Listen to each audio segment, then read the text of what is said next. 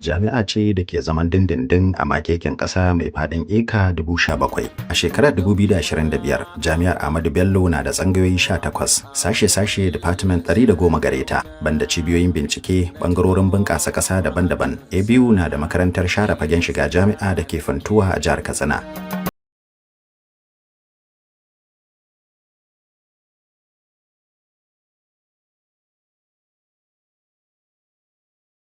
Jami'ar farko a arewa tana da mazauni biyu na koyarwa, wannan da ke Samaru sai nan da ke Kongo kusa da ganuwar Zaria. Samaru ce cibiyar mulki da gudanarwa na ABU, mafi yawan tsangayinta a nan suke da mazauni, sannan kuma mafi girma dauke da gine-gine da wuraren daukar ilimi da bincike-bincike. Kongo kuwa gida ne na tsangayar mulki da shari'a, har ma ana mata take da gidan mulkin arewacin Najeriya. A lokacin da aka kafa ta, ABU ta fara karatu ne da ɗalibai ƙasa da 500. Shekaru 63 a 2025, ABU na da ɗalibai masu digiri zuwa PhD sama da 50,000. Kowace ƙaramar hukuma a ƙasar nan tana da ɗalibi a nan, kuma akwai yadda ake bi wajen ɗaukan ɗaliban a tabbatar da an samu haka. To yana da mahimmanci kuma yana da amfani kwarai da gaske. Duk inda ɗan Jami'ar Ahmadu Bello ya shiga AB wanda ya gama, ba da zai ba sai samu aboki ba ko abun wani mataimaki ko mene, duk ƙasar nan da ya shiga kuma duk duniyan nan. Haka Allah ya ji kanshi Ahmadu Bello da ya kafa jami'an nan, haka ya ce duk kowa daga ba ma ƙasar nan ba, duk daga duniya in mutum ya zo za ka gan shi a rubuce a can, a bar shi ya karatu. Abin da ake so shine mutum a ga fikirar shi, a ga kokarin shi. ABU na da ƙungiyar tsaffin ɗalibai mai ƙarfi da yawan mambobin ta haura sama da 800. Jami'a ce da ke da otal-otal, katafaren banki, har ma da matatan ruwa da ke samar mata da ruwan sha. Kamar kowace jami'a a Najeriya, ABU ma VC ne shugaban gudanarwanta. Akan naɗa shi ya rike jami'ar na shekara 5, mafi yawan lokuta sau ɗaya ba ƙari. Farfesa Kabir Bala shine shugaban ABU na 12 mai cikakken iko, kuma na 14 har da 'yar kwankwariya. Kafin zamowansa VC a ranar 30 ga watan Afrilun 2020, Kabir Bala malami ne a sashen koyar da gine-gine na ABU. Ya ma taɓa zamowa shugaban sashen, ya rike daraktan ilimi na ABU, sannan ya yi din wato shugaban tsangaya, ya kuma rike mataimakin shugaban jami'ar na Ahmadu Bello kafin a zaɓo shi ya zama shugabanta a 2020. Lokacin da na fara aiki da shi ana tsakiyar COVID, an rufe Kaduna State da ma kasar, ina jin 27 ga watan Maris na shekara 2020. Ni kuma na fara aiki 1 ga watan Mayu na wannan wata ɗaya kenan tsakani. To har aka yi wajen wata 6 kenan ko 7, kasan duk duniya ma a rufe. Gaskiya mun tsinci kanmu a mawuyacin hali. Dama dai mun samu saboda rashin kuɗi da jami'o'i ba su samu daga gwamnatin tarayya yadda ya kamata. To akwai matsatsi, sannan kuma aka shiga wannan hali na COVID. Aka zo bayan watannin nan aka ce za a buɗe makaranta, gwamnati ta sa mana ka'idoji kala-kala wanda kuma suna buƙatan kuɗi ne mai yawa. Har suka yi mana alkawari za su ba da wani abu, suka sa muka yi kiyasin abin da muke bukata, muka yi kiyasi, amma gaskiya ba a ba da komai ba. Duk da waɗannan tarnaki da jami'ar ta fuskanta, ABU ta samu gatan da ya dace da ita bangaren ilimi. A zuwansa, ABU na da sashen karatu 94 da wasansu ke walagigi. Da zuwa wannan shekarar ta 2025 kuwa, jami'ar na da sassa 98 kuma duka kwasa-kwasai masu lasisin NUC. ABU na da cibiyoyi 26 kacal a 2020, a yanzu jami'ar na da 33. Tsawon shekaru, wasu kundin gudanarwa na ABU sun tashi aiki, wasu kuma na bukatan sabuntawa, ciki kuwa har da kundin tsari da fasalin gine-gine wato master plan. Jami'an nan ya kamata tun da aka yi 1989 babu wannan master plan din, amma akwai abubuwan da ake gudanar da ita. Ka gan shi nan, kiran shi ka ganin brief. Duk wani abu da kake so a cikin jami'an nan na maganar karatu da gudanarwa da abin nan suka kunsa duk yana ciki. So tun 1989 aka ce ko da jami'a ta wannan abu. Akwai lokaci da za aka ce wadda ba ta yi jami'an ba za a rika ba su kudin gine-gine ba da gudanar da jami'a. Sai shi wa'annan strategic plan, sai ka yi wannan sannan za ka yi strategic plan, don sai ka ce me jami'ar taka, ina za ka kai ke nufa, me za ka sai ka ce ga plan din za ka yi ka cimma wannan abin da yake cikin nan. To mu taɓa yi ba, da muka zo wannan karan na ce shi ma Allah yadda sai mun gama shi, kuma cikin Allah gashi mun gama shi, kuma in ka gama shi sai ka je senate, sai ka je council, an ba da approval sannan ai wannan gaskiya ba karamin abin alfahari ba ne. Kaga ukun nan da master plan da dokokin ABU da aka gyara da wannan academic brief din ko ina ka shiga ku tambaya a wasu wurare, ba karamin ci gaba ne ga wannan jami'a.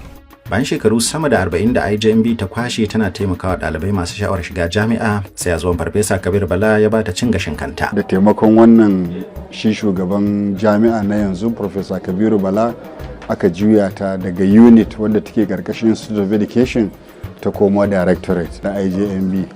Aka yi mata dokokinta gaba daya, aka yi kirkira mata directorate kuma aka cire ta daga Institute of Education aka dawo da ita nan sabon office. Bisa irin kokarin da Kabir Bala ya saba ne, ɗalibai sama da 500 suka samu horo na musamman a shirin Huawei ICT da ke nan Huawei Academy. An kafa Huawei Academy ne bisa haɗin gwiwa tsakanin ABU da kamfanin Huawei na ƙasar China, wanda kuma ke zama waje mafi girma a harkan ICT a cikin jami'ar. Shekaru 5 na Kabir Bala ta yi ciki kuma ta haifar da kyawawan ƴaƴayen nasarori a bangarorin ABU ciki da waje. Misali, a NAERLS an sabunta wannan wajen koyon sana'o'i da horarwa, banda wannan ɗakin taron da tani aka fara morewa a cikinsa. Ana kiran wannan katafaren gidan ɗaliban da ɗan fodiyo. Hostel ne gari guda mai ɗauke da ɗalibai sama da 1000. Gashi an sabunta shi ya dawo fil domin jin daɗin ɗaliban Jami'ar Ahmadu Bello. Daga cikin abubuwan jinjinawa Farfesa Kabir Bala da zaman sabisi su ne yadda ya sauya cibiyar koyo daga gida na ABU wato DLC. Kafin zuwansa, ɗaliban wannan santa ba su wuce 6,000 ba, amma a yanzu DLC na da ɗalibai sama da 22,000, sannan ya yi nasarar ƙara yawan kwasa-kwasai daga 6 zuwa 21. Kawo yanzu, sama da ɗalibai 10,000 santar ta yayi a lokacin Farfesa Kabir Bala na BC. A baya babu wannan wajen, an samar da shi ne domin jarabawan CBT na DLC, sannan aka gina sabbin ofisoshi. Bugu da ƙari, DLC ta samar da ƙarin wuraren jarabawan ɗalibanta daga 8 zuwa 47 a cikin Najeriya. Har ma ta samar da wasu wuraren jarabawan a ƙasashen duniya irin Ingila, UAE da Saudi Arabia. Domin jin daɗin bincike da samar da ilimi daidai zamani, Farfesa Kabir Bala ya jagoranci gina sabbin faculty na Allied Health Sciences da Dentistry da samar da kayan aiki sabbi a Urology Center da ke asibitin Shika a Zaria. Sannan ya ƙarasa gina wannan katafaren ɗakin taro na Abdullahi Mahdi, har ma ya fara aikin ɗauke mutane sama da 1000 a cikinsa. Kusan ko ta ina a cikin ABU babu matsalar intanet, domin da zuwansa an ƙara ƙarfin intanet da faɗaɗa aikinsa a cikin jami'ar. Ko ta ina ɗalibai sai warkajamin arziki. Wannan ma wani aiki ne da ya saka jin daɗi ga ɗalibai mazauna hostel ɗin Exaramat. Ɗalibai sama da 1000 ne ke marurinsu yanzu a wannan hostel cikin farin ciki. A kusa da babbar mashigar ABU Zaria, akan ci karo da wannan mashahurin hostel na mata mai suna Queen Amina. Ana masa lakabi da gidan kyawawan sarauniyoyin ABU. Gashi ya samu ɗaukakan gyara irin wanda ya dace da mazauna cikinsa, kamar yadda shirye nisa domin kaddamar da gyaran wannan hostel na Suleiman, gidan ɗalibai mafi girma a kafatanin Afirka ta Yamma. Duk yarinyar da ta zo nan na ce zan ba ta Suleiman, za ta ce ba ta so. Sai in ce to ta je ta zaɓi inda take so. Saboda wasu su ce hall ɗin maza ne da aka mai da shi, ba su son shi, kuma dai duk inda ka je da tsufa. Amma abin da ya sa na kawo maka wannan, shi ma an kawo gyare-gyare da za a yi. Last week ko Alhamis ko Juma'a na je na doki BC na ce wannan gyaran da Allah a zaɓe min Suleiman a zo a yi shi. Har an kai wa procurement ya ce to a rufe ido a kawo shi a yi da IGR. Yanzu nan CMO ya zo ya ce mun ya kira an ce yana wajen basa. Saboda idan abu ya faru irin wannan kana son agent, inda yara ba su so kuma inda ka yan matsala ai kana so a gyara shi sosai yanda za ka share ma. Ɗaliban harkar lafiya da ke nan asibitin Shika su ma sun kwashi roman Farfesa Kabir Bala. Gashi har an kammala wannan hostel nasu mai hawa 2, sannan ana gab da kammala wannan shi ma domin ɗalibai su kwana su hantsi. Idan muka koma Samaru, ABU ta kammala waɗannan rukunin gine-ginen Mahadi Karushe. Ɗaya aka samar da sashen computer engineering, ɗayan kuma mechatronics. Actually cikin blueprint da waɗannan administration ya zo da shi akwai issue na master plan. The last time da aka yi a master plan a nan makarantar is 1991. Da wannan administration ya shigo, cikin abubuwan da suka sa a ƙasa cewa za su yi shine issue na recovery na master plan. A bayan ginin computer engineering sai wannan cibiyar, wanda tun bayan kafata sai a lokacin Kabir Bala ta samu wannan mazauni na zamani. Ita jami'an nan Allah ne kawai ke santa, kuma cikin san da Allah yake mata sai ya kawo mana shi wannan bawan Allah. Kowa zai shaida akan shi akan wannan shine tsananin kishin Ahmadu Bello University. Ahmadu Bello University ta kai wani lokaci wanda harkokin mutane wawwatsa suke akan away from wannan teaching da research dinnan da innovation.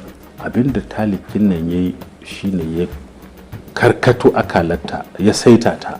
Yanzu ABU tana kan turban ci gaba, an maido ta matsayin da ya kamata ta kasance. A ƙarƙashin Farfesa Kabir Bala, ABU ta faɗaɗa bincike har sun kai 144 kuma kawo yanzu dukkansu sun janyo wa ABU kuɗi har ya kai dalan Amurka miliyan 17. Da ɗalibai ta ga sun zo ABU ta ga yaro ya shekara 10 yana abu ɗaya. Kayan da mutum 1000 za su yi amfani da shi 'yan kalilan su zo sun kama wuri. Tun inda ba sun tafi ba hali ka sa wasu samu su shigo. Muka kikiro da maganar receipt. Idan yaro ya kai finaliya yana da sauran courses a bashi dama, particularly idan ya riga ya shiga aji, ya riga ya koya abin da ya kamata ya koya, jarabawa da bai ci ba, to a bada dama ya sake yin jarabawan ya ci ya wuce. A shekara 2 da suka wuce, da yaran da muke graduate a shekara 1 ba sa wuce 10,000, amma shekara 2 da suka wuce yara 35,000 muka yi graduate a shekara guda. Wannan shekarar last year 2024 yara 25,000 muka yi graduate. This year kuma yara 21,000 muka yi graduate. Da ba sa wuce 10,000, amma wannan hanyar da muka samu yanzu akan in ka gama kana da course 2 da ya rage ka je ka yi ka tafi. Yanzu ba mu da masu zaman banza ko kuma wanda suke zama ba su da isasshen aiki, wanda yawancin su ba suke jawo mana matsaloli a makaranta. A ranar 20 ga watan Satumban 2022, Jami'ar Ahmadu Bello ta kaddamar da wannan littafi da aka fassara da harshen Hausa, Alƙawanil Alfiqhiyya. Wannan wani aiki ne na cibiyar karatun shari'a, kuma ɗaya ne daga cikin aikace-aikacen ABU na haɓaka bincike da ilimi a fannoni daban-daban a Najeriya. Jami'ar Ahmadu Bello duniya ce a bangaren wasannin da ke ci gaba da taka rawa wajen bunƙasa ɗalibai, sannan ya kangaro wa ABU nasarori da dama da girma a matakai iri-iri a ciki da wajen Najeriya. A farko da ya fara zuwa abin da ya shine muna da football club ɗinmu wanda ake kira ABU Workers. A wannan club ɗin ta mace da daɗewa, da ya zo tunda ya san da club ɗin kuma ya san da zaman club ɗin kuma ya san abin da club ɗin ta yi, sai ya ce mafi dacewa shine a dawo da martaban wannan club din, ya yi kokari ya dawo da shi. Wurin zama kuma ya samu ya yi wajen guda 3 ko 4. An ka duba za ga cewa abin da ya rage kaɗan ne kawai, kuma da mamin aka rufe wannan wurin to gaskiya ba karamin kuɗi za a samu nan ba, saboda manyan club za su dinga zuwa suna wasa nan, kuma in aka zo aka yi wasa nan ba wa kyauta za a dinga yi ba, za a karɓi gefe, kuma wanda za su zo wasa nan su ma za su biya amfani da filin. Wasannin da ina lokacin ina saurayi na yi kwallo ne, na yi gudu, sannan na yi lawn tennis, mutane da yawa sani ba, kuma na yi dambe, na yi boxing sannan na yi karate, lokacin karate ake yi suna taekwondo ne da kung fu. Na yi guje-guje da tsalle-tsalle sai kwallo.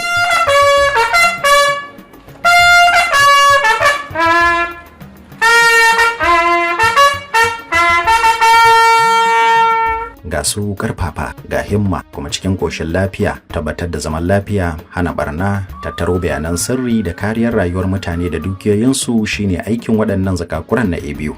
Lokaci-lokaci, tare da haɗin gwiwan wasu sassan ilimi, jami'an tsaron ABU kan shirya irin wannan wayar da kan wuri-wuri a cikin makaranta. Domin shi tsaro bai yiwuwa dole sai an samu haɗin kan kowa da kowa. To a nan gaskiya mutanen jami'a ta karkashin abin nan da ya bamu an samu wannan dama, an tattauna da su har an ƙara tsananta abin nan din tsaro a cikin jami'a. A ranar 30 ga watan Afrilun 2025, Farfesa Kabir Bala ke cika shekaru 5 a matsayin shugaban Jami'ar Ahmadu Bello da ke Zaria, jami'ar da ya digirinsa na farko da na biyu har digirinsa na 3, kuma a nan ya zama farfesa. Farfesa Kabir Bala ya kwashe shekaru kusan 37 kenan yana aiki a ABU. A ranar 31 ga watan Afrilun 2025 din zai mika jagorancin jami'ar a hannun sabon VC Farfesa Adamu Ahmad, wanda shi ma ABU ta haifo shi, ta raine shi a fannin ilimi. Jami'ar Ahmadu Bello na ci gaba da zamanta a mafi girman matsayi cikin jami'o'in Najeriya. Har yanzu dai ABU ita ce jami'ar gwamnati lamba 1 mafi girma da tsari, kuma tana cikin jami'o'i 1000 mafi inganci a duniya.